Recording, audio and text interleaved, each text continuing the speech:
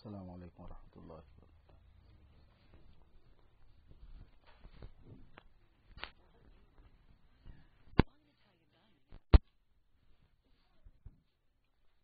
نحمده ونستعينه ونستغفره ونؤمن به ونتوكل عليه ونعوذ بالله من شرور أنفسنا ومن سيئات أعمالنا من يهده الله فلا مضل له ومن يضلله فلا هادي له وأشهد أن لا إله إلا الله وحده لا شريك له وأشهد أن سيدنا ونبينا ومولانا محمدا عبده ورسوله صلى الله تعالى عليه وعلى آله وأصحابه وسلم تسليما كثيرا كثيرا. أما بعد قال رسول الله صلى الله عليه وسلم ذاق طعم الإيمان من رضي بالله ربا وبالإسلام دينا وبمحمد صلی اللہ علیہ وسلم رسولا ونبیا او کما قال علیہ الصلاۃ والسلام. برادران اسلام اور خواتین اسلام،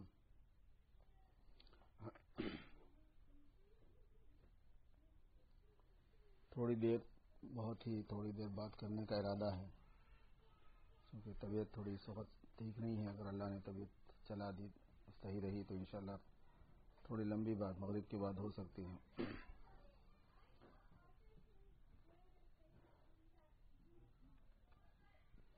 بات تھوڑی کرنی ہو یا زیادہ کرنی ہو، مجھے خطبہ مسنونہ پڑھنے کی عادت ہے، کیونکہ خطبہ مسنونہ پڑھنے میں برکت ہے. اس لیے بعض مرتبہ جب خطبہ شروع ہوتا ہے تو لوگ سمجھتے ہیں بڑی لمبی تقریر ہوگی، شاید وہ ایک سنت ہے، وہ ایک برکت والی چیز ہے.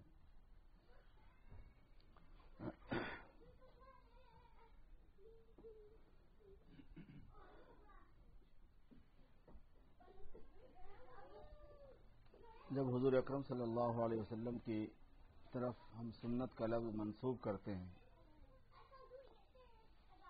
اور یہ بات چلاتے ہیں امت میں کہ سنت پر عمل کرنا چاہیے،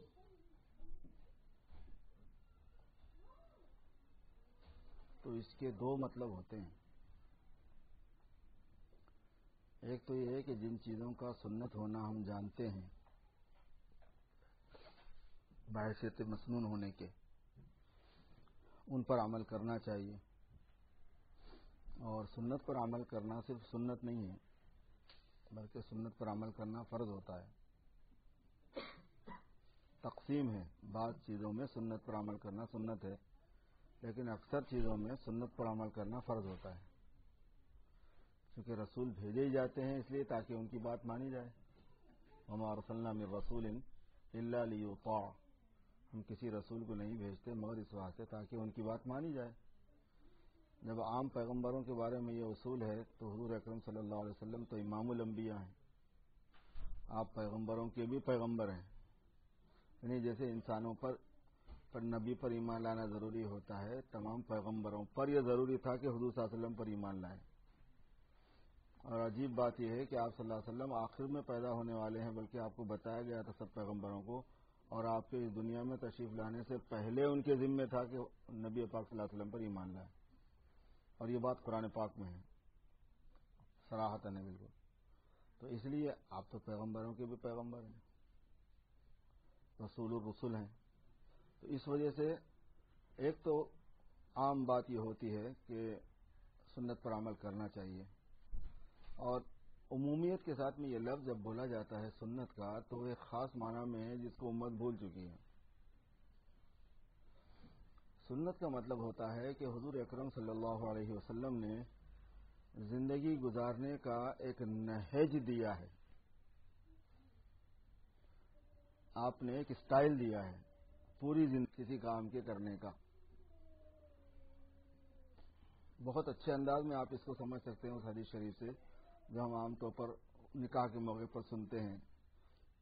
وہ یہ کہ ہم سنتے ہیں کہ حضور نے فرمایا کہ نکاح من سنتی، نکاح میری سنت ہے. کیا مطلب سنت ہے؟ جیسے ظہر سے پہلے کی سنت ہے ایسی سنت ہے. نکاح تو سنت نہیں ہے، نکاح تو فرض ہوتا ہے. نکاح تو فرائض میں تھے، سنت نہیں ہو. غالب میں اکثر میں یہ ہے کہ وہ فرض ہوتا ہے. جس آدمی کو گناہ میں پڑ جانے کا ڈر ہو اس کے اوپر نکاح کرنا فرض ہے، اور یا نکاح حرام ہوتا ہے. جو آدمی فزیکلی صحیح نہیں ہے اس کے لیے نکاح جائز نہیں ہے. اب کوئی نامرد بھی کہنے لگے نکاحوں میں سنتی، حضور نے فرمایا میں بھی مسلمان ہوں، حضور نے فرمایا بھائی نکاح کرنا سنت ہے، میں بھی نکاح کرنے چلوں، تو نامرد کو اجازت دے دیں گے آپ؟ تو پھر بھی آپ سنت بول رہے ہیں تو کیا معنی میں بول رہے ہیں سنت؟ یہ ہے سنت کا جو خاص مطلب ہوتا ہے، وہ یہ کہ حضور اکرم صلی اللہ علیہ وسلم نے زندگی کا ایک طریقہ مقرر کیا ہے جو دوسرے سب زندگیوں سے الگ ہے، دوسری سب زندگیوں سے الگ ہے. آپ نے ایک کلچر بھی دیا ہے، ایک تہذیب ہے، اس میں ایک معاملات ہیں، معاشرت ہے، اخلاق ہے، رائٹس ہیں، حقوق ہیں، عبادات ہیں، عقائد ہیں، سب چیزیں ہیں، اور ہر حرکت اور سکون میں ایک رہبری موجود ہے آپ کی. ہر ایکشن میں آپ نے کہا کہ یہ کام ایسے کرنے کا ہے، ایسے نہیں کرنے کا ہے. اور حضور صلی اللہ علیہ وسلم کے دیے ہوئے جو یعنی کہہ لیجیے آپ کے زندگی کا طریقہ ہے، اس کے اگینسٹ میں قیامت تک دو طریقے غالب زیادہ رہیں گے. ایک وہ لوگوں کا طریقہ جنہوں نے غلط فہمی میں غلط راستے کو اختیار کیا، اور ایک ان لوگوں کا طریقہ رہے گا جنہوں نے بدماشی اور شرارت میں غلط راستے کو اختیار کیا. یہ دو طریقے رہیں گے زندگی گزارنے کی قیامت تک حضور صلی اللہ علیہ وسلم کے راستے کے اگینسٹ میں. اسی وجہ سے سورہ فاتحہ میں ایک کو مغضوب علیہم کہتے ہیں، ایک کو ضالین کہتے ہیں. مغضوب علیہم ان لوگوں کے راستے کو کہتے ہیں کہ جو شرارتاً غلط راستے پر چلتے ہیں، بدتمیزی سے، ضد سے، تکبر کی وجہ سے. اور ضال ان غلط راستوں کو کہتے ہیں کہ جس میں آدمی مس انڈرسٹینڈنگ کی وجہ سے غلط راستے پہ جاتا ہے، غلط فہمی کی وجہ سے جاتا ہے. اس کی نیت غلطی پہ چلنے کی نہیں، مگر رہبری اس کو صحیح نہیں ہوئی، راستہ صحیح ملا نہیں اس کو. اور اسی وجہ سے قرآن پاک میں سورہ فاتحہ میں تین راستوں کا ذکر آپ کو ملے گا. ایک اہدنا الصراط المستقیم کا ہے، اور دوسرا مغضوب علیہم کا ہے، تیسرا ضالین کا ہے. اور قیامت تک سورہ فاتحہ پڑھنی ہے، ہر نمازی کو پڑھنی ہے. تو مطلب قیامت تک یہ تین راستے رہیں گے. قیامت تک ان تین راستوں کے ہونے کی گویا اس میں اطلاع موجود ہے. اور حضور اکرم صلی اللہ علیہ وسلم کے بارے میں فرمایا گیا کہ وَإِنَّكَ لَتَهْدِي إِلَىٰ صِرَاطٍ مُسْتَقِيمٍ، آپ صراط مستقیم کا راستہ بتانے کے لیے، اس لیے اہدنا الصراط المستقیم ہے.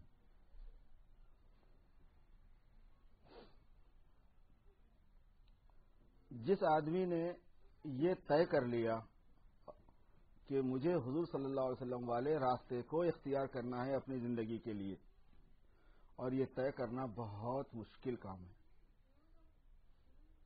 بہت ہی پتا مارو کام ہے، آسان نہیں ہے. یہ لفظ آسان نہیں ہے، مگر کامیابی اسی کے ساتھ ہے. کسی نے 100% اس کو ایکسپٹ کر لیا تو 100% کامیابی ہے، اور جس نے جتنا قبول کر لیا اس کو اتنی کامیابی، بقیہ کی ناکامی ہے.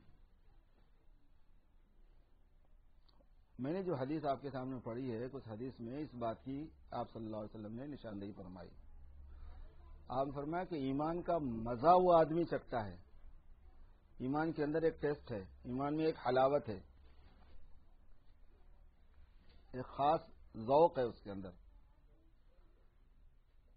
جس کو بخاری شریف کے اندر بشاشت ایمان سے تعبیر کیا گیا ہے.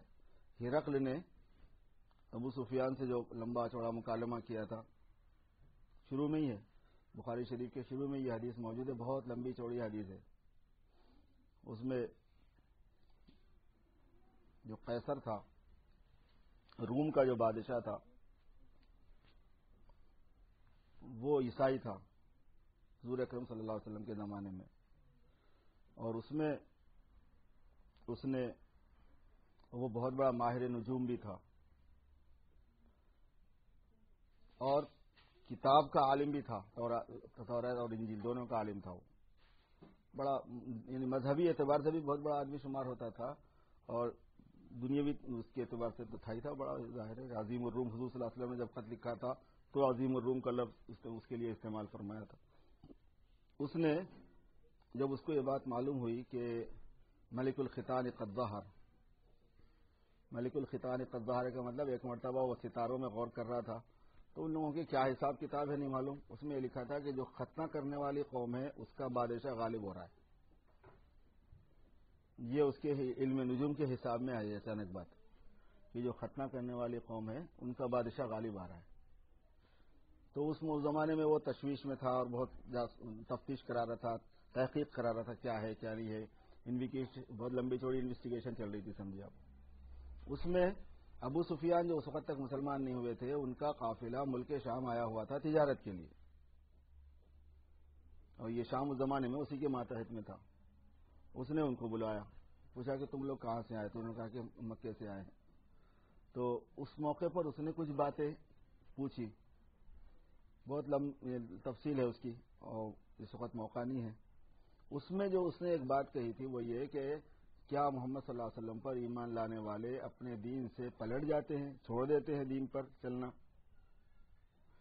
ناراض ہو کر، دین سے ناراض ہو کر کیا وہ لوگ چھوڑ دیتے ہیں؟ ان میں سے کیا کوئی ایسا کیس بھی ہوتا ہے؟ یہ پوچھا. تو انہوں نے کہا کہ نہیں ایسا کیس نہیں. ابو سفیان نے کہا کہ ایسا کیس نہیں ہوتا ان میں، ابھی تک وہ مسلمان نہیں ہوئے تھے. کہا کہ ایسا کیس کبھی ان میں نہیں ہوتا ہے. تو اس کے جواب میں اس نے کہا کہ یہ میں نے اس لیے پوچھا کہ دین حق کی علامت ہے کہ جب ایمان کی بشاشت دل کے اندر اترتی ہے تو پھر اس سے واپس ہونے کا سوال پیدا نہیں ہوتا. وَكَذَلِكَ الْإِيمَانُ حِينَ تُخَالِطُ بَشَاشَتُهُ الْقُلُوبُ، بخاری شریف کے الفاظ ہیں. ایمان کی یہی کیفیت ہوتی ہے کہ جب اس کی بشاشت دل میں اترتی ہے تو پھر اس کے اندر واپسی کا چانس نہیں رہتا ہے، پھر کوئی مرتد نہیں ہوتا ہے. یہ جو واقعات سننے میں آتے رہتے ہیں کہ آدمی مسلمان بھی ہے پھر کرسچن ہو گیا، مسلمان بھی ہے پھر اپنا دین چھوڑ دیا، مسلمان بھی ہے پھر کسی اور راستے پہ چل پڑا، وہ اندر گیا ہی نہیں اسلام، وہاں پہ اندر ایمان گیا نہیں، کیونکہ اندر ایمان جانے کے بعد پھر واپس جاتا نہیں. تو اس میں حضور اکرم صلی اللہ علیہ وسلم یہاں یہ بات ارشاد فرما رہے ہیں کہ ایمان کا مزہ اس آدمی کو ملتا ہے، ایمان کا مزہ وہ آدمی چکھتا ہے، ایمان کی بشاشت اس کو پہنچتی ہے، اس کا دل مانوس ہوتا ہے ایمان سے، جس کے اندر یہ بات آ جائے کہ جو اللہ کو اپنا رب مان کے راضی ہو جائے، بس ہو جائے اس کو کہ میں نے اللہ کو اپنا رب مان لیا، یہ چیز مجھے بس ہے. اللہ کو اپنا رب مان کے بس ہو جانا، راضی ہو جانا جو ہے یہ تھوڑا سا تفصیل طلب جملہ ہے. اصل میں کیا مطلب ہوتا ہے اس بات کا؟ اللہ کو اپنا رب مان کے راضی ہونا. اس کی تفسیر قرآن شریف کی آیت ان الذین قالوا ربنا اللہ ثم استقاموا کے اندر ہے. رب مان کے کوئی آدمی جم گیا اس بات پہ کہ میرا رب اللہ ہے، اس کے کچھ تقاضے ہیں، ڈیمانڈس ہیں کہ اللہ کو رب مان لینے کے بعد میں کیا ہوتا ہے. تو من رضی باللہ ربا. دوسری بات یہ ہے وبالاسلام دینا، اسلام کو اپنی زندگی گزارنے کا راستہ مقرر کر کے راضی ہو گیا.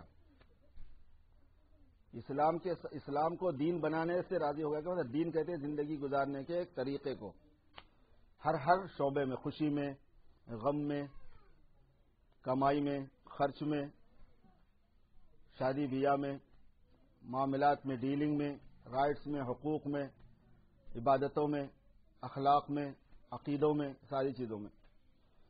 تو اسلام کو زندگی گزارنے کا طریقہ اپنا مقرر کر کے جو راضی ہو گیا. وبی محمد صلی اللہ علیہ وسلم رسول و نبیہ، اور محمد صلی اللہ علیہ وسلم کو اپنا رسول اور نبی مان کر جو راضی ہو گیا، یعنی اس کا دل اس پر مطمئن ہو گیا، اس کو تسلی ہو گئی کہ میں نے حضور صلی اللہ علیہ وسلم کا رسول مان لیا ہے. ایک ہوتا ہے کہ کسی چیز کو جاننا اور ایک ہوتا ہے کسی چیز کو ماننا. ماننے کا تعلق حقوق کو وابستہ کر دیتا ہے. اب دنیا میں بہت بڑا انجینئر کون گزرا ہے؟ تاج محل کس نے بنایا ہے؟ مثلا ایک سوال کریں آپ، کسی نے بھی بنایا ہوگا. آپ کو اس سے کیا تعلق ہے بھائی؟ زیادہ سے زیادہ آپ کے علم میں اضافہ ہوگا کہ ہاں بھائی فلاں آدمی تھا، اس کا ہاتھ بھی کٹوا دیا تھا بادشاہ نے، یہ بھی کیا تھا، وہ بھی کیا تھا، 50,000 باتیں اس کے بارے میں لگی ہوئی ہیں. بہت بڑا باکسر کون تھا؟ فلاں تھا صاحب. یہ جنرل چیزیں ہیں کہ کسی چیز کے بارے میں آپ جانتے ہیں. اور ایک یہ ہے کہ شادی آپ کی ہو جاتی ہے تو آپ کی وائف آپ کو ہسبینڈ مان لیتی ہے. اور آپ اس کی اپنی وائف مان لیتے ہیں، اور تھرڈ پرسن جو ہے وہ جانتا ہے کہ فلاں اس کی وائف ہے اور یہ فلاں اس کے ہسبینڈ ہے. رسول اکرم صلی اللہ علیہ وسلم کو ایک پیغمبروں میں سے ایک پیغمبر ہیں ایسا جان لینے کی چیز نہیں ہوتی ہے. رسول پاک صلی اللہ علیہ وسلم کو اپنے لیے رسول قبول کر لینا کہ اللہ کا یہ نمائندہ میرے لیے ہے، میں نے اس کو ایکسپٹ کر لیا، اللہ کا یہ پیغمبر، اللہ کا پیغام پہنچانے والی یہ شخصیت، اللہ کی طرف سے ترجمانی کرنے والی. نہیں، وہ ترجمہ کر رہے ہیں اصل میں، ان کو ترجمہ کرنے دو بھائی، وہ ترجمہ ہو رہا بیچارے کا. یہ میرے دوستوں بہت بھاری ذمہ داری ہے کہ کسی کو جب آدمی مان لیتا ہے کہ ہاں بھائی ہم نے نکاح کیا ہے، ایجاب قبول ہو گیا ہے، تو پھر کتنی چیزیں اس سے متعلق ہوتی. حضور پاک صلی اللہ علیہ وسلم کو اپنا رسول مان کے راضی ہو گیا یہ آدمی. یہ اتنا محیط ہو جاتا ہے آدمی کی زندگی کے 24 گھنٹوں میں اور زندگی کے ہر شعبے میں کہ جب یہ کیفیت آدمی میں آتی ہے تو پھر اس کو ایمان کی حلاوت ملتی ہے. یہ حضور پاک صلی اللہ علیہ وسلم فرما رہے ہیں. اور ابھی ہم لوگ ایمان کی حلاوت ہی سے کسی درجے میں دوستوں بہت دور ہے. ابھی ہم کو ایمان کی کہاں، ہم لوگ اس پر مطمئن کہاں ہیں؟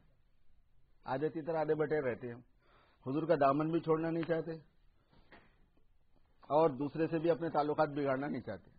کہتے ہیں باغباب بھی خوش رہے، راضی رہے صیاد بھی. کام ہمارا چلتے رہنا چاہیے، نہ تو ہم کہاں جائیں، تو مر جائیں گے یار، مصیبت میں آ جائیں گے. حالانکہ جو آدمی یہ طے کر لیتا ہے وہ مصیبت میں نہیں آتا کبھی، جو نہیں طے کرتا وہ مصیبت میں آتا ہے. کیونکہ یہ حدیث شریف میں ہے. ایک حدیث میں آپ صلی اللہ علیہ وسلم نے ارشاد فرمایا کہ من حفظ علی سنتی، جو آدمی میرے راستے پر جم جائے گا، اکرمہ اللہ تعالیٰ باربع خصال، اللہ اس کو 4 صفات سے مزین کرے، اکرام کرے گا. اس کا 4 صفتوں کے ساتھ، 4 خصوصیتوں کے ساتھ عزت دے گا جس آدمی نے میرے والے راستے کو اپنانا طے کر لیا اور اپنا لیا. المحبت فی البررہ، پہلی بات یہ ہوگی کہ جتنے اچھے لوگ ہوں گے سب کے دلوں میں اس کی محبت آئے گی.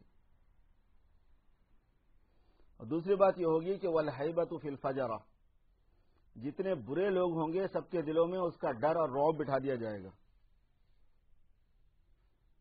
والسعۃ فی الرزق، اور تیسری بات یہ ہوگی کہ رزق کے اندر اللہ تبارک و تعالیٰ وسعت اور کشادگی اس کے پیدا فرما دیں گے.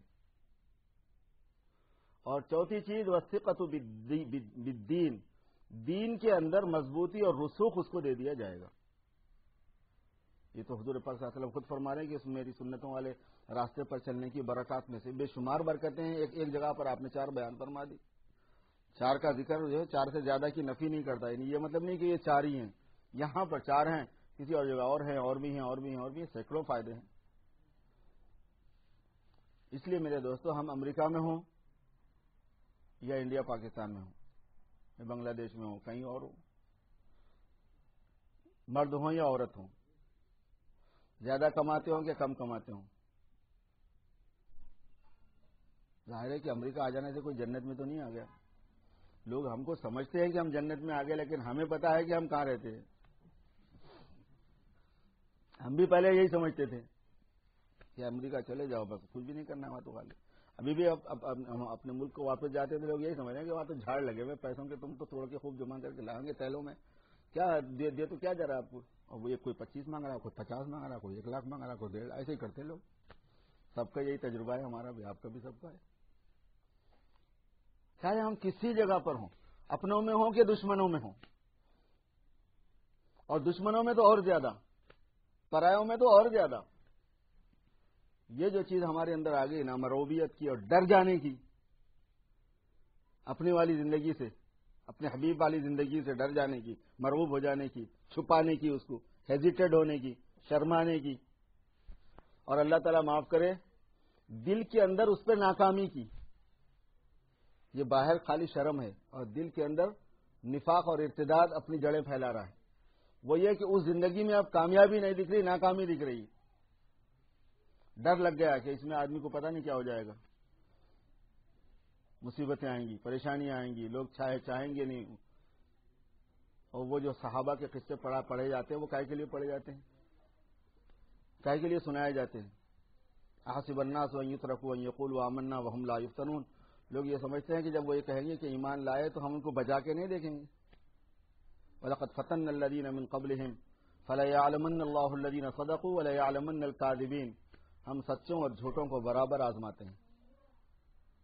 کون سچ بول رہا ہے، کون ویسی بات کا بتنگڑ کر رہا ہے. میرے دوستو، اندر کے اندر یہ جو دل میں آج مسلمان کی آ گئی بات، خاص طور پر یہ 11ویں شریف کے بعد سے جو قصہ ہو گیا، اس کے بعد سے ایک مسلمان کے اندر گھبراہٹ آ گئی، پریشانی آ گئی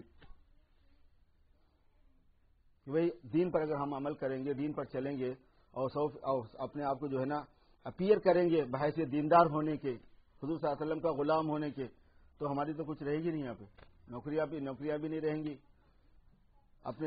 ہمارے پاس روزانہ قصے آ چکے، ہم کاؤنسلنگ کا بھی کام ہوتے رہتا شریعہ بورڈ میں، تو روزانہ قصے آتے کہ ماں باپ جو ہے نا بچوں کو بھی سنت سے دور کرتے رہتے ہیں. تیرے کو نوکری بھی نہیں ملیں گی، چھوکری بھی نہیں ملیں گی، بولے شادی بھی نہیں کریں گے تیری کوئی. بولے ایک تماشا بنا ہوا ہے، اور مسلمان کا مسلمان ہے. یہ کوئی اسلام، صحیح اسلام نہیں ہوتا، بڑا نقصان والا اسلام، یعنی بہت عیب والا، بہت کمزور، بہت بیمار اسلام ہے. اور بیمار اسلام سے میرے دوستوں نہ آخرت میں کوئی خاص فائدہ ہونے والا ہے اور نہ دنیا میں. آخرت میں بس اتنا فائدہ ہونے والا ہے انشاءاللہ تعالیٰ کہ وہ بالکل بے اسلامی سے تو ہزاروں لاکھوں درجے بہتر ہے کہ کسی نہ کسی وقت میں انشاءاللہ اس کی برکت سے اللہ تبارک و تعالیٰ نجات دے دے گا. لیکن پہلے ہی مرحلے میں کچھ کام آ جائے وہ اسلام، وہ اس کے لیے ٹائم لگ جائے گا بہت. اس لیے اللہ تبارک و تعالیٰ نے جو نعمت ہمیں عطا فرمائی ہے اسلام کی، ایمان کی، اس کی قدر کرنی ہے، اس کو پہچاننا ہے کہ یہ کتنی بڑی نعمت ہے. اور اس نعمت پر جمنے کے واسطے جو تدابیر، جو کوششیں ہونی چاہیے وہ کرنی ہے، اور کر رہے ہیں ہم مسلمان. ہم یہاں ایک چیز کا مذاکرہ کر رہے ہیں تو یہ مطلب نہیں ہوتا بات کا کہ مذاکرہ جو ہوتا ہے وہ تازگی کے لیے ہوتا ہے، تجدید کے لیے ہوتا ہے. وذکر فإن الذکریٰ تنفع المؤمنین، یاد دلاتے رہو، جو اپنی ایمان کی باتیں ہیں وہ یاد دلاتے رہو، اس سے نفع ہوتا ہے. تو ہم اس کا مذاکرہ اس لیے کر رہے ہیں کہ اس سے ایمان میں قوت بڑھتی ہے اور ایک ہمت پیدا ہوتی ہے اور آدمی کا حوصلہ بڑھتا ہے، تھوڑا آگے بڑھتا ہے بندہ. آہستہ آہستہ آہستہ آہستہ انوائرمنٹ انشاءاللہ اللہ نے چاہا تو کریٹ ہو جائے گا. مگر کچھ کریں گے تو ہوگا، نہیں کریں گے تو نہیں ہوگا. ضرورت جس بات کی ہے میرے بزرگوں وہ یہ ہے کہ ہم اس چیز کو اپنے دلوں کے اندر لیں اور اس پر جان اور مال لگائیں. ہمارے لیے اللہ نے ہمیں جو جان دی ہے وہ دین کو اختیار کرنے اور دین کو پھیلانے کے لیے دی ہے، انجوائے کرنے کے لیے نہیں دی ہے. انجوائے کرنے کے لیے اللہ نے جنت بنائی ہے. یہاں ضرورتیں پوری کرنے کے لیے ضرورت میں جتنا انجوائے ہو جائے اور اصل انجوائے اسی میں ہے. اور ضرورت سے زیادہ بدماشی میں جتنا جاتے ہیں اس میں انجوائے کچھ نہیں ہے، اس میں مصیبت ہی ہے. اللہ پاک نے اس کو بنایا ہے جہاں انسان کی خواہشات پوری ہوں گی، تمنائیں پوری ہوں گی. سوچ بھی نہیں سکتا جو بندہ، تصور بھی نہیں کر سکتا وہ چیزیں ملنے والی ہے. اس دنیا میں جو جان دی گئی ہے وہ اللہ کی بندگی کے لیے دی گئی، جو مال دیا گیا ہے وہ اللہ کی بندگی کے لیے دیا گیا ہے. مال کام آنے والا نہیں ہم کو. کوئی آدمی، حضور نے فرمایا کہ آدمی کا مال وہی ہے جو اس نے کھا لیا یا جو اس نے پہن لیا یا جو اس نے آگے بھیج دیا. بقیہ تو سب وہ دوسروں کا مال ہے. آدمی سمجھتا ہے کہ میں جمع کر رہا ہوں، میرا مال ہے، تو دوسروں کا مال ہے جس کو یہ آدمی بیچارہ صرف واش میں نہیں کر رہا ہے، چوکیدار بنا ہوا ہے. اس کا مالدار کوئی نہیں ہے، سب مال کے چوکیدار ہیں. مالدار تو وہی ہے جس نے اپنے لیے بھیج دیا کہ وہ اس کا مال ہو کے رہ گیا.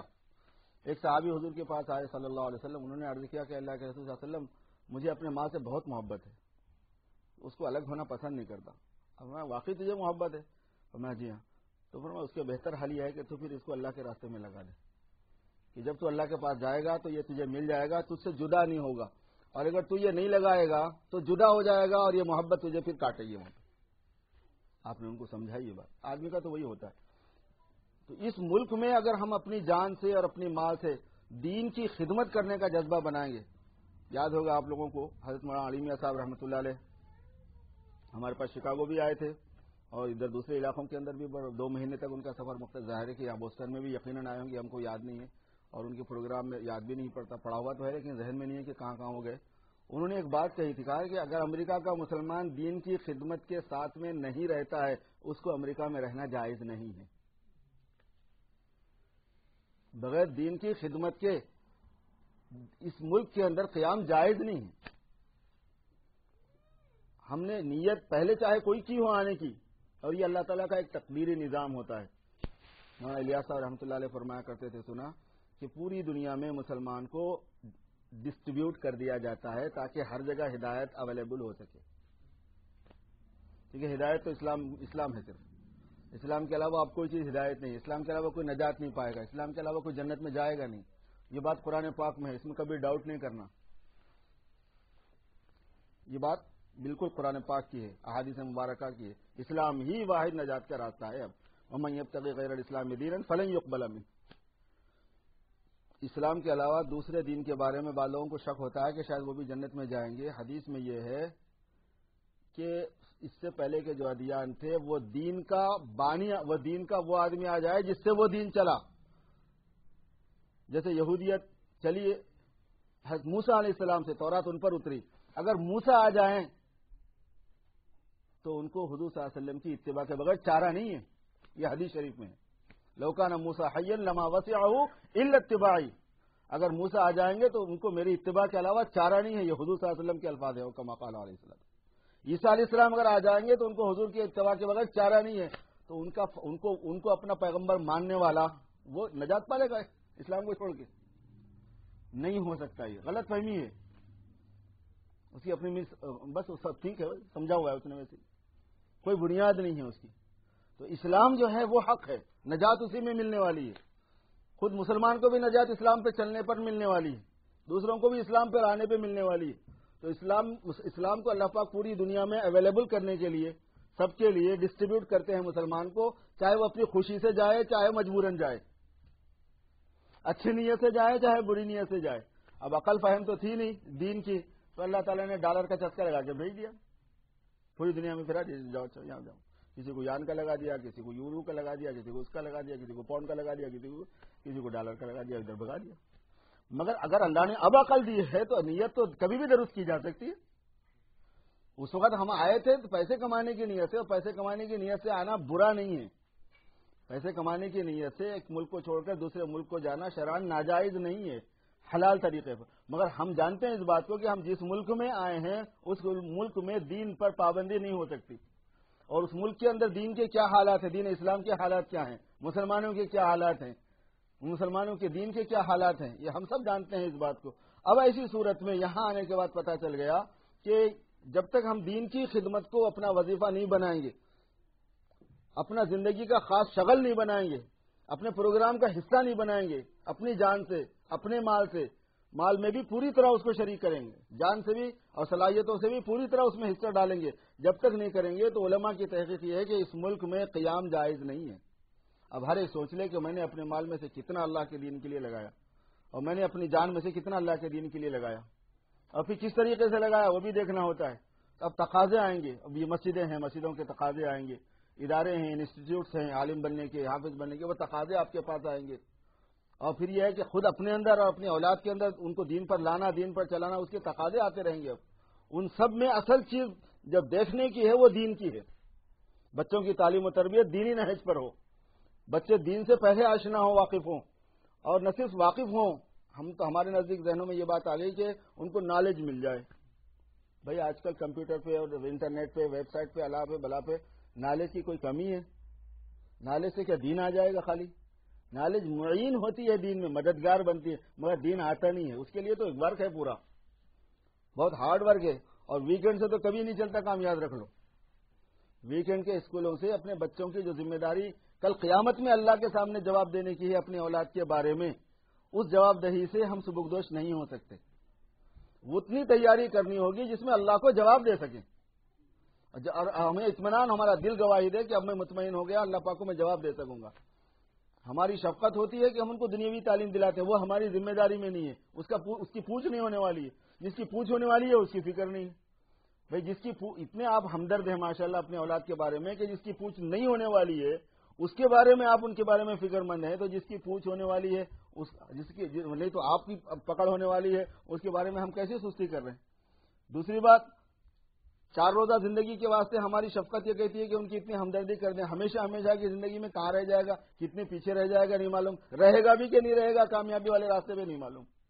جس حالت میں ہم چھوڑ کے جا رہے ہیں دشمنوں کے ہاتھوں میں, اور جس تعلیم کے اندر ہم ان کو چھوڑ کے جا رہے ہیں, جس ایجوکیشن کے اندر کہ جس سے پیدا ہونے والے اخلاق, عادات اور جس سے پیدا ہونے والی تہذیب کلچر سب ہماری آنکھوں کے سامنے ہے. ہاتھ کنگن کو آرسی کچھ نہیں ہے, سب ہماری آنکھوں کے سامنے ہے کہ کیا اس کے اثرات اور نتائج ہیں. ہم اپنی اولاد کے بارے میں کوئی ایسا اندازہ قائم نہیں کر سکتے کہ یہ سب بدتمیزیوں کے اندر رہ کے میری اولاد کبھی کوئی خراب کام نہیں کریں گی. کوئی بولتا ہے؟ اچھا, یہ بھی ایک غلط فہمی ہوتی ہے. چھوٹا بچہ اچھا ننھا منا پیاری پیاری باتیں کرتا ہے, دین کی باتیں کرتا ہے, سن کے کر کے ہم سمجھتے ہیں کہ انہیں کبھی گمراہ نہیں ہو سکتا, یہ کبھی جھوٹ نہیں بول سکتا. بعض وقت شکایت آتی کہ وہ انہیں کبھی جھوٹ بولتا ہی نہیں تھا, اتنا سیدھا بچہ تھا مول صاحب, کبھی ادھر ادھر جاتا ہی نہیں تھا, پتہ نہیں پوٹی کے ساتھ کیسا بھاگ گیا. بھائی جب بھاگنے کا ٹائم آیا تو بھاگے گا ہی. آپ اس کو انڈر اسٹیمیٹ کیسے کر دیں؟ وہ 7 سال میں کیسے بھاگے گا, وہ 8 سال میں؟ جب بھاگنے کا ٹائم آیا, مگر یہ کیوں بھاگتا ہے, وہ کیا چیز اس میں پیدا ہو رہی تھی, وہ تو آپ نے میں نے سوچی نہ آپ نے سوچی. اصل چیز میرے دوستو اس پر کام کرنے کی ہے کہ ہماری اولاد کے بارے میں, بچوں کے بارے میں, بچیوں کے بارے میں, خواتین کے بارے میں, خواتین کا جو مزاج ہے, خواتین کا جو انداز ہے, وہ ہماری بچیاں آج دینی تعلیم سے صحیح واقف ہوں گی نا تو کل بڑی ہو کے وہ خاتون ہوں گی جو اسلام کی ترجمانی کرے گی, جو اسلام کی نمائندگی کرے گی. اب جو بڑی ہو کے آ گئی, اب جتنا ہے اس کے بعد ہے, بس ہمارے حساب میں ہے, جتنا ہم قبول کر رہے ہیں, جتنا وہ قبول کر رہے ہیں. اب ہم ان سے امید رکھتے کہ نہیں تم 100% قبول کرو, ہم نہیں. وہ ہم سے امید کرتے کہ نہیں تم 100% قبول کرو, ہم نہیں. بھائی وہ تو اپنی بالغ ہو گئے, اب اپنی ذمہ داری پہ آ گئے. جتنا کرو گے اتنا پاؤ گے اللہ کے پاس, چاہے مرد ہو چاہے عورت ہو. مگر اصل چیز یہ ہے کہ یہ بچیاں جو بڑی ہو رہی ہیں, اگر ہم یہ چاہیں کہ ہماری خواتین اسلامی خواتین کی ترجمانی کرنے والی ہوں, سچی اسلام کی خادمائیں ہوں, اور ایک ایسی بیوی ہو جو کہ اسلام کا جو آئیڈیل ہوتا ہے, اسلام نے جس بیوی کو آئیڈیل قرار دیا, ایک ایسی ماں ہو جو اسلام نے اس کو ایک آئیڈیل قرار دیا, ایسی بیٹی ہو کہ اسلام نے جس کو آئیڈیل قرار دیا. تو پھر میرے دوستو اب چھوٹی بچیوں پر ابھی سے آپ کو محنت کرنی پڑے گی, ان کا ذہن بچانا پڑے گا, اسلامی بنانا پڑے گا, ان کے اندر سموتاعت کا جذبہ لانا پڑے گا, ان میں وہ اسلام کی پیدا کی ہوئی مساوات اور تفریق کے درمیان کی جو کیفیت ہے وہ لانی پڑے گی. اسلام عجیب ہے اس معاملے میں. اسلام اس معاملے میں 2 باتیں کرتا ہے. ایک تو بولتا ہے کہ دونوں تم برابر ہو, مرد اور عورت, اور وہ کس میں؟ وہ آخرت کمانے میں. آخرت کمانے میں مرد اور عورت برابر. سبحان اللہ کا جو ثواب ہمارے کو وہی ثواب عورتوں کو. الحمدللہ قرآن پاک کے پڑھنے کا جو ثواب ہمیں وہی ثواب ان کو. نماز پڑھنے کا جو ثواب ہمیں وہی ثواب ان کو. صدقہ کرنے کا جو ثواب ہمیں وہی ثواب ان کو. تقوی کے اعتبار سے برابر ہیں, بلکہ بہت سی عورتیں مردوں سے بہت آگے نکل سکتی, کوئی مسئلہ نہیں ہے. اس میں ایسی مساوات ہے کہ عورت آگے ہو جا سکتی ہے, مرد پیچھے ہو جائے, مرد آگے ہو جا سکتا ہے, عورت پیچھے ہو جائے. اسلام میں آخرت کے کمانے کے اعتبار سے مرد اور عورت میں مساوات ہے, لیکن دنیا میں ڈومینیشن کے اعتبار سے, انتظام کے اعتبار سے اس میں ایک حاکم ہے, ایک محکوم ہے, ایک عوام ہے اور ایک جو ہے نا گورنمنٹ ہے, کوئی گورن کرے گا اس کو, اور وہ مرد ہے. اور جہاں یہ کانسیپٹ بدلا وہاں اسلامی خاتون رہی نہیں, باقی سب کچھ رہیں گی, اسلامی نہیں رہیں گی. وہ چیز لانا ہے تو آپ کو کتنی محنت کریں گے, آپ اندازہ کیجیے. ایسے ہی ہمارے اندر ایک ایسی دینداری کا جذبہ آ جائے کہ کسی ملامت کرنے والے کی ملامت کی پرواہ نہ ہو. کون کیا بول رہا ہے, کون رسپانس دے رہا ہے, کون عزت دے رہا, کون عزت نہیں دے رہا, کون ہمیں چاہتا ہے, کون ہمیں نہیں چاہتا, اس سے مجھے کوئی بحث نہیں ہے. میں اللہ کا بندہ ہوں اور نبی پاک صلی اللہ علیہ وسلم کا امتی اور ان کا غلام ہوں, اور ان کی غلامی 100% آ جائے.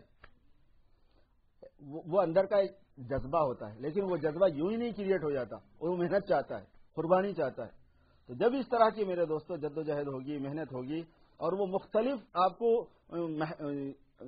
انداز میں کرنی پڑے گی, مختلف اعتبارات سے اس کو اپنانا پڑے گا. کبھی اس کی تفصیل آپ کے سامنے آتی ہی ہوگی, علماء کرام سناتے رہتے ہیں آپ کو, اور جتنے دن یہاں پر ہے قیام 1-2 دن تک, اور اس میں مختلف نشستیں اللہ نے اگر توفیق دی, بات ذہن میں آئی اس موقع پر سنانے کی, کیونکہ آدمی کیا بولے گا وہ پہلے سے طے نہیں رہتا. بعض لوگ بولتے کہ آپ یہ بولو یہ بولو یہ بولو, ارے بھائی اس کو خود ہی نہیں معلوم کہ وہ کیا بولنے والا ہے. یہاں تو بیٹھ کے منہ کھلنے کا رہتا, پہلے سے کوئی لکھتے تھوڑی رہتے ہیں. یہ ہے کہ جس وقت پڑھنا تھا پڑھے, ایک عرصے تک 12 سال پڑھے, 13 سال پڑھے, 15 سال پڑھائے, ایک ہوتا ہے وہ, لیکن بیٹھ کے پہلے سے نہیں طے ہوتا کہ کیا سننا ہے, کیا بولنا ہے, کیا اللہ پاک جو کہلوا دے. اتنی بات ہے کہ آدمی ایک سرکل میں ہوتا ہے کہ اس کو پتا ہے کیا بولنا ہے کیا نہیں بولنا ہے. غرض یہ ہے میرے دوستوں کہ اس پر ایک محنت کی ضرورت ہے, اس ملک کے اندر بھی, ان علاقوں کے اندر بھی, خصوصیت سے اپنے گھروں کے اندر بھی. تو وہ محنت جو ہوتی ہے, اصل اس کا خلاصہ یہ ہوتا ہے کہ اس میں دین پسندی پیش نظر ہوتی ہے, اور دین پسندی کے لیے دین آنا اور دین پھیلنا, دین کا ماحول انوائرمنٹ بننا ہوتا ہے. اس کے لیے جان بھی چاہی جاتی ہے, صلاحیتیں چاہی جاتی ہیں، مال چاہا جاتا ہے، اور جان و مال کی قربانی میں جذبات سب سے زیادہ پستے ہیں. جذبات کی قربانی ہوتی ہے، خواہشات کی قربانی ہوتی ہے، میں پنا اس میں کٹتا ہے. اور یہ میں پنا اتنا موٹا ہو گیا بچپن سے ہوتے ہوتے ہوتے ہوتے اب اس کا کٹنا مشکل ہو گیا. ہم یہاں پہ اس ملک کی جو بیماریاں ہیں اس میں سے ایک بہت بڑی بیماری میں پن کی ہوئی. آئی ایم سم تھنگ، آئی نو. کچھ بھی نو نہیں ہے پھر بھی نو. چھوٹا بچہ بھی بولتا آئی نو، پتہ نہیں کا نو ہے یہ. یہ ایک بیماری ہے جو شروع سے بچپن سے باضابطہ ڈیولپ کی جاتی ہے. ایک ان کی اپنی مصلحتیں بیچاری یہاں والوں کی تھیں، جسے ان کی اپنی تھاٹ تھی، ان کی اپنی تھنک ہے، جو یہاں کے ملک والوں کے جو اس کے وہ لوگ ہیں، ذمہ دار لوگ ہیں، انہوں نے سمجھا کہ وہ انداز صحیح ہے انسانوں کے واسطے، اس کو انہوں نے اختیار کر لیا. لیکن اسلام نے بتایا کہ یہ صحیح نہیں ہوتا. نفس کو مارنا پڑتا ہے جب کہیں آپ میں انسانیت آتی ہے، اور نفس کو جتنا پھلاؤ گے اس میں اتنی انسانیت برباد ہوگی. اور انسانوں نے اپنی آنکھوں سے دیکھ لیا اور دیکھ رہے ہیں کہ جتنا نفس موٹا ہوتا ہے اتنی انسانیت برباد ہو جاتی ہے. ہر شعبے میں برباد ہوتی ہے، ہر لائن میں برباد ہوتی ہے. اس کے ساتھ ایجوکیشن کام نہیں کرتا. حد یہ ہے، نفس اگر موٹا ہے اس کے ساتھ ایجوکیشن کام نہیں کرتا. مرڈر نہیں رکتا اس سے، چوریاں نہیں رکتے اس سے، بدتمیزی نہیں رکتی اس سے، بے حیائی نہیں رکتے اس سے، کرائم نہیں رکتے، جرائم نہیں رکتے، کچھ بھی نہیں رکتا. اگر نفس موٹا ہے ایجوکیشن کام نہیں کرتا. جتنی لائٹ اپنے پاس، جتنا شٹ ڈاؤن اپنے پاس ہوتا ہے، اتنا شٹ ڈاؤن اگر یہاں نیو یارک میں ہونے لگے، شکاگو میں ہونے لگے، بوسٹن میں ہونے لگے تو کیا سب کا ایجوکیشن سامنے آ جائے گا. اور جبری تعلیم میں ہے یہ کہ آپ کو پڑھانا ہی پڑے گا اتنا، نہیں تو جو ہے نا جیل میں ڈال دیتے آپ کو. اس کا یہ حال ہے. وہ کیوں ہوتا ہے؟ وہ حضور پاک صلی اللہ علیہ وسلم نے جو تعلیم دی وہ اللہ کی طرف سے آئی ہے، اور اللہ ہمارا خالق و مالک ہے. وہ جانتا ہے کہ کہاں سے انسان کا صحیح ہونا ہے اور کہاں سے اس کا بگاڑ ہے. یہ اس سے آپ اندازہ کیجئے کہ کتنا ورک ہے، کتنا لاٹ آف ورک ہمارے واسطے ہے کرنے کا. اس کے لیے میرے دوستو مل جل کے بیٹھنے کی عادت ڈالو، مسجدوں میں جمع ہونے کی عادت ڈالو، غور و فکر اس کے لیے کیا کرو. مال سے اپنے آپ کو پیش کیا کرتے رہو، جان سے اپنے کو پیش کرتے رہو. بزرگوں کی صحبت میں بیٹھو، علماء کرام سے استفادہ کرو. بغیر علماء کے خود سے استفادے کے چکر میں مت جاؤ زیادہ. اس میں تھوڑا بہت فائدہ ہوتا ہے، لیکن اس پر ڈپینڈ ہونے سے بڑے نقصانات ہوتے ہیں. جب تک علماء سے آپ نہیں سمجھیں گے، اس کے ماہرین سے قرآن کو اور حدیث کو، اس میں بہت زیادہ غلط فہمی ہونے کے چانسز رہتے ہیں، گمراہی پیدا ہو جاتی ہے اس سے، اور ہو رہی ہے. تو اس وجہ سے یہ بات حدیث شریف کی روشنی میں تھوڑی اللہ تعالی نے نکلوا دی. اللہ پاک مجھے اور آپ کو فائدہ دے دے. حدیث شریف کا ترجمہ پھر کر کے میں اپنی بات ختم کرتا ہوں. آپ صلی اللہ علیہ وسلم نے ارشاد فرمایا کہ ذاق طعم الایمان، ایمان کا مزہ مل گیا اس بندے کو، ایمان کا مزہ چکھ لیا اس نے، جو من رضی باللہ ربا، جو اللہ کو اپنا رب مان کے راضی ہو گیا، وبالاسلام دینا، اور جو اسلام کو اپنا زندگی گزارنے کا طریقہ مقرر کر کے راضی ہو گیا، وبی محمد صلی اللہ علیہ وسلم رسول و نبی، اور محمد صلی اللہ علیہ وسلم کو رسول اور نبی مان کے راضی ہو گیا. اب تعالی شانو ہم سب کو عمل کی توفیق دے. اور آخر دعوانا الحمدللہ رب العالمین.